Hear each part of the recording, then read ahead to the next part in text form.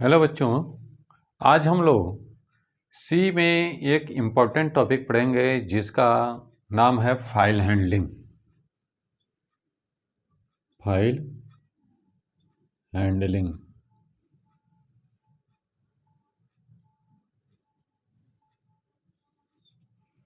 किसी भी programming language में फाइल हैंडलिंग बहुत ही इम्पॉर्टेंट टॉपिक होता है। अभी तक आप जो प्रोग्राम रन करा रहे थे वो प्रॉम्प्ट या टर्मिनल पर रन करा रहे थे। जैसे ही प्रोग्राम का एग्जीक्यूशन समाप्त होता था, वैसे ही अगर उसका आउटपुट हम देखना चाहते थे तो देख नहीं पाते थे, उसका आउटपुट भी उसी के साथ डिलीट हो जाता था। ठीक है ना। कहने का मकसद है कि उस आउटपुट को हम कहीं पर स्टोर नहीं कर पाते थे, जिसका परिणाम होता था कि हम बाद में प्रोग्राम के टर्मिनेट होने के बाद उसका आउटपुट देखना चाहते थे तो वो दिखाई नहीं देता था। लेकिन किसी भी प्रोग्रामिंग लैंग्वेज का मेन पर्पस होता है कि प्रोग्राम के माध्यम से जो कुछ भी डाटा एक्सेस किया गया उस डाटा को परमानेंटली सेकेंडरी मेमोरी पर स्टोर कर देना, जिससे कि नेक्स्ट फ्यूचर में हम उस डाटा को एक्सेस कर सकते हैं, उसमें अपडेट्स करते हैं और उसको डिलीट भी कर दें। और ये सारी क्रिया, ये सारे काम को करने को ही फाइल हैंडलिंग कहा जाता है। तो हमारे सी प्रोग्रामिंग लैंग्वेज में भी फाइल हैंडलिंग का प्रयोग किया जाता है। इस फाइल वास्तव में फाइल क्या होता है? तो फाइल कंटेंट रिलेटेड इंफॉर्मेशन। कोई भी फाइल में हम क्या रिलेटेड इंफॉर्मेशन को रखते हैं जो कि यूजर के लिए इंपॉर्टेंट होता है, जो यूजर उसको क्रिएट करता है, जो स्टोर करता है, उसके लिए वो बहुत ही इंपॉर्टेंट होता है। और फाइल हैंडलिंग क्या है कि उसी फाइल को मैनेज करने का, यानी उसको क्रिएट करना, उसको ओपन करना, उसको रीड करना, उसको राइट करना, उसको क्लोज करना ही फाइल हैंडलिंग कहलाता है। और आज हम इस file handling topic C programming language में पढ़ेंगे। इसको एक प्रोग्राम के माध्यम से समझेंगे। ठीक है ना। फाइल हैंडलिंग में मेनली हम काम क्या करेंगे? सबसे पहले क्रिएट करेंगे, ठीक है ना। उसके बाद ओपन करेंगे, उसके बाद रीड करेंगे, उसके बाद राइट करेंगे और उसके बाद क्लोज करेंगे। ये सारा जो काम किया जाता है, ये सारा काम होगा। और इसी काम को करने के लिए जो हम काम करते हैं उसको कहते हैं फाइल हैंडलिंग। ठीक है ना। तो चलते हैं एक प्रोग्राम के माध्यम से इसको हम समझते हैं। ठीक है। हम फाइल क्रिएट कर रहे हैं और उसमें हम कुछ इन्फॉर्मेशन को स्टोर कर भी रहे हैं, रीड करेंगे और उसको राइट भी करेंगे। ठीक है ना। तो एक ठो प्रोग्राम है, क्वेश्चन है, write a programme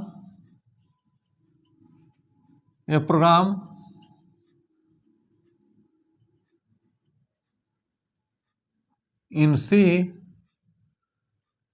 for reading and writing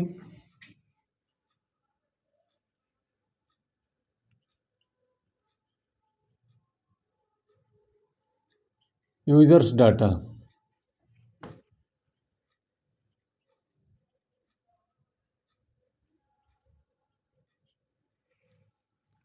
ठीक है।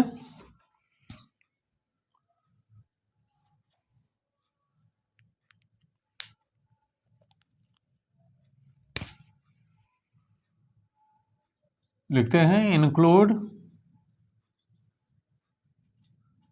stdio.h।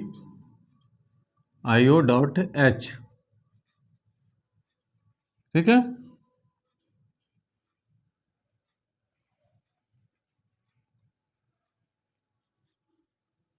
int main. ठीक है।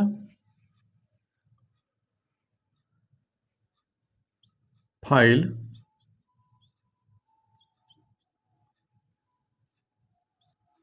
एफ पी टी आर, एक तो पॉइंटर क्रिएट कर लिया। ये फाइल एक डाटा टाइप है, pre defined data type, built in data type का है, जिसके माध्यम से हम उसका फाइल का पॉइंटर क्रिएट कर लेते हैं और उसके बाद फाइल से संबंधित सारे वर्क को परफॉर्म कर सकते हैं। उसके लिए ये फाइल डाटा टाइप का होना जरूरी है। ठीक है। अब जब ये पॉइंटर ओपन हो गया, क्रिएट हम कर लिए, तब हम लिखते हैं F P T R equal to F open. ठीक है। और यहाँ पर फाइल का नाम देते हैं माई file dot T x T, file dot T x T. ठीक है। और उसके बाद क्लोज कर देते हैं। और यहाँ पर फाइल किस मोड में ओपन होगा, तो अभी हमको अपना एक डाटा उसमें राइट करवाना है। ठीक है ना। यानी यूजर कुछ डाटा देगा और उस डाटा को इस टेक्स्ट नोटपैड फाइल में राइट कर देना है। ठीक है ना। तो यहाँ पर मोड दे देते हैं। ठीक है। तो राइट मोड में ओपन हुआ। ठीक है। जब फाइल ओपन हो गया तो अब इसमें हम अपना कंटेंट्स लिखेंगे। तो कंटेंट्स को लिखने के लिए हम लोग क्या यूज करते हैं, एफ पुट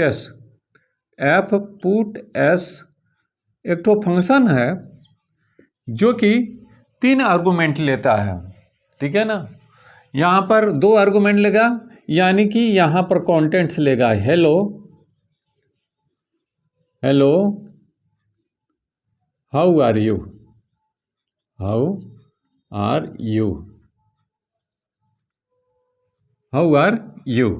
ठीक है ना।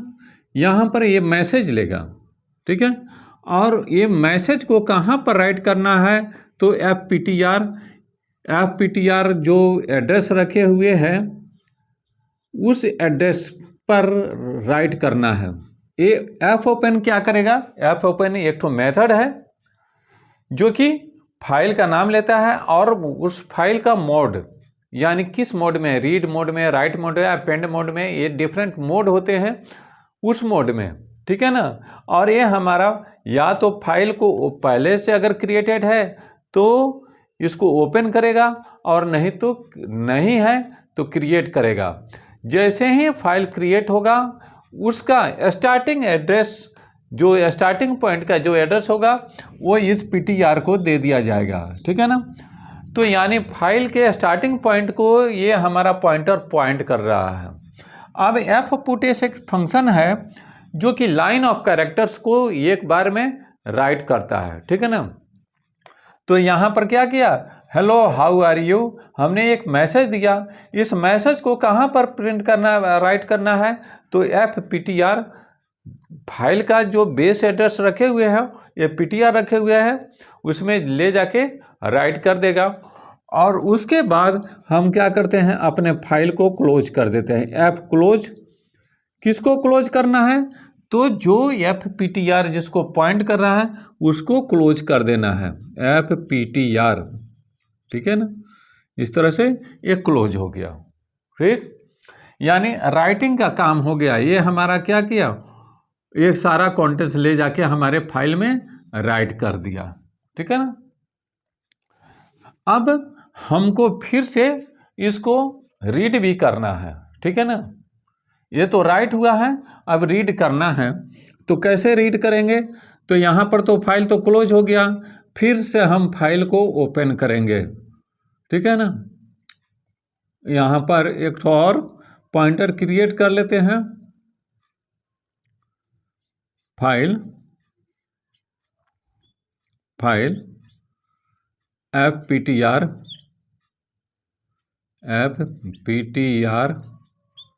1। ठीक है। और अब F P T R 1 equal to F open my file dot txt और किस मोड में इसको कर रहे हैं ना, तो रीड मोड में यानी यहाँ से यहाँ पर डाटा को या इससे डाटा को रीड किया जाएगा। ठीक है, तो इसके लिए रीड करने के लिए हम लोग गेटएस फंक्शन का यूज करते हैं। गेटएस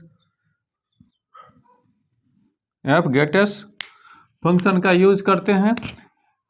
ठीक है ना। अब गेटएस एक तो हमको एरे यूज करना है, एरे str और इसका साइज 50 दे देते हैं। ठीक है, उसके बाद fgetS को हम यूज करते हैं। fgetS क्या करता है, fgetS 3 पैरामीटर लेता है। ठीक है ना, कहाँ पर पढ़ना है, कितना पढ़ना है और क्या पढ़ना है। तो हमको पढ़ना क्या है, तो ये जो पॉइंटर जो है ना, ये अभी पॉइंट ओपन कर रहा है, इसी पॉइंटर के कंटेंट्स को पढ़ना है। ठीक है ना, ptr1। ठीक है, ये हो गया। क्या कहाँ पर पढ़ना है, कितना पढ़ना है, कहाँ से पढ़ना है, ये 3 पैरामीटर हम गेटएस फंक्शन को पास करते हैं। ठीक है ना।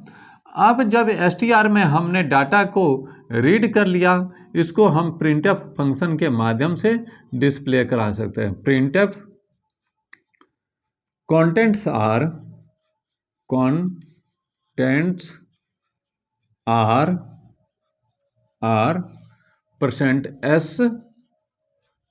%s, ठीक है, %s और str, इससे हम इसको प्रिंट करा लेंगे। ठीक है, और उसके बाद अब हम रिटर्न जीरो हो गया। ठीक है, इस तरह से और कंप्लीट प्रोग्राम हो गया। तो इसका आउटपुट क्या होगा, यानी कि फाइल को ओपन करेगा। जैसे मान लेते हैं AF ओपन एक फंक्शन है जो कि फाइल को ओपन करेगा, यानी एक तो मेमोरी एरिया देगा और उस मेमोरी एरिया का नाम माई फाइल होगा। ठीक है ना, .txt। ठीक है ना, और यहाँ पर स्टार्टिंग एड्रेस, यहीं का जो एड्रेस हो, मान लेते हैं ये एड्रेस 100 से शुरू हो रहा है फाइल, तो 100 एड्रेस से दे दिया, जिसको हमारा पॉइंटर ptr पॉइंट कर रहा है। ठीक है, 100। ठीक है, अब वहाँ से ये क्या कर रहा है कि इसी के माध्यम से fputs फंक्शन के माध्यम से हम क्या कर रहे हैं, fptr जहाँ पर पॉइंट कर रहे हैं वहाँ से हम इसको इसमें लिख दे रहे हैं हेलो। ठीक है ना, हेलो लिख दे रहे हैं, हाउ आर यू। ठीक है, ठीक है, हो गया। और उसके बाद हम fptr को क्लोज कर दे रहे हैं। अब उसके बाद फिर आप fptr1 ओपन कर रहे हैं, इसी को अब fptr ओपन कर रहा है, ptr1 ओपन कर रहा है। ठीक है ना, फिर से ओपन किया, लेकिन अब की बार रीड मोड में, यानी इससे डाटा को रीड किया जाएगा और कंप्यूटर के मेमोरी में स्टोर किया जाएगा। ठीक है ना, तो कंप्यूटर के मेमोरी यहाँ पर स्टोर हो रहा है। ठीक है ना, इसको ये सारे कंटेंट को str के अंदर रीड कर लिया। str में क्या रीड कर लिया, hello how are you, hello how are you. ठीक है, और इसी को हमने printf के फंक्शन के माध्यम से डिस्प्ले करा दिया। ठीक है, ठीक है, तो आपको ये बात समझ में आई होगी। ठीक है ना, आप हमारे चैनल को शेयर कीजिए, सब्सक्राइब कीजिए, लाइक कीजिए। धन्यवाद।